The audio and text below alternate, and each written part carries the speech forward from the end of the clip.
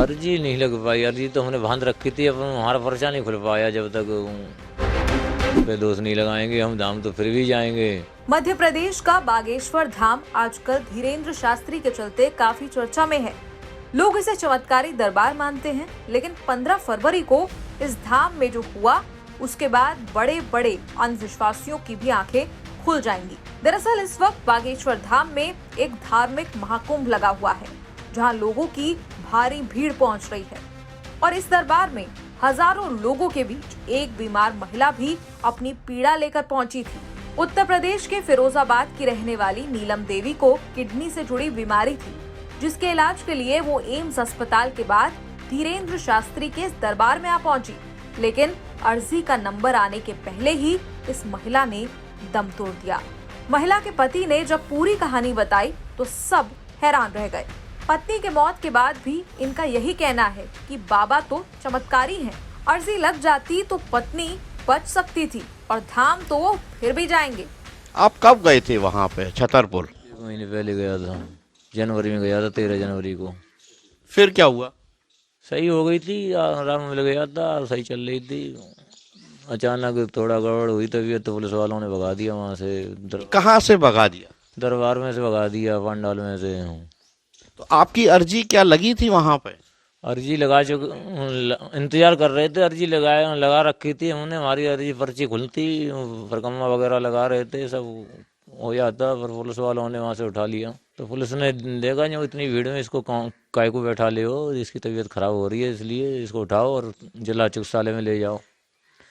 तो उन्होंने ही उठा के गाड़ी में रख लिया, इधर उधर घुमाते रहे। फिर बाद में एम्बुलेंस बुलाई, जब तक उसकी मौत हो गई। अच्छा, एक चीज बताएं, जैसे 1 महीने आप वहाँ पे बागेश्वर धाम में रहे, आपने एम्स में इलाज कराया, जब डॉक्टर ने उनकी गंभीर स्थिति कर दी तो आप फिरोजाबाद उनको लेके आए, फिर यहाँ से आप छतरपुर बागेश्वर धाम ले गए।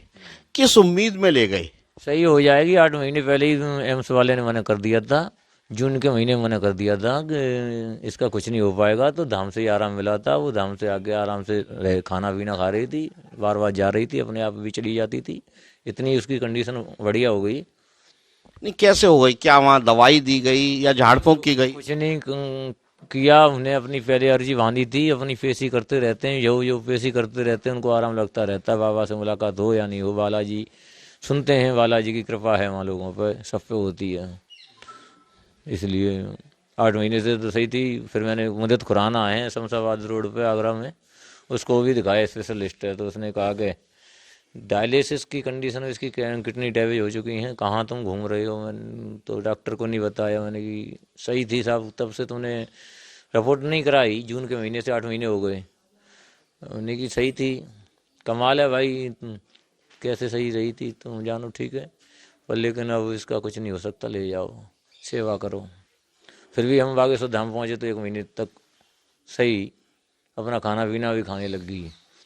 कल इन पुलिस वालों की हरकत से हमको ये नुकसान उठाना पड़ा है साहब।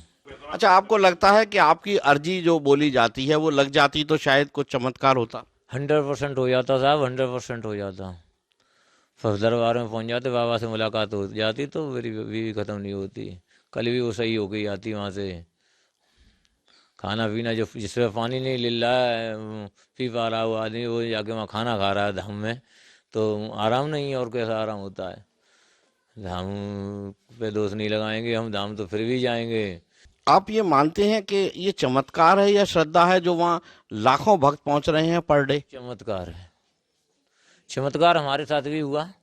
जब एम्स वाले ने मना कर दिया 8 महीने पहले कि कुछ नहीं होगा, डैमेज हो चुकी हैं किडनियाँ, तो 8 महीने से वो चमत्कार से ही चल रही थी।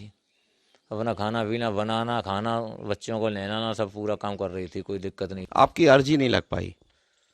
अर्जी नहीं लग पाई। अर्जी तो हमने बांध रखी थी, अब हमारा पर्चा नहीं खुल पाया। जब तक हमारा काम खराब हो गया। खुल जाता कल, हमारा हमें पूर्ण विश्वास था।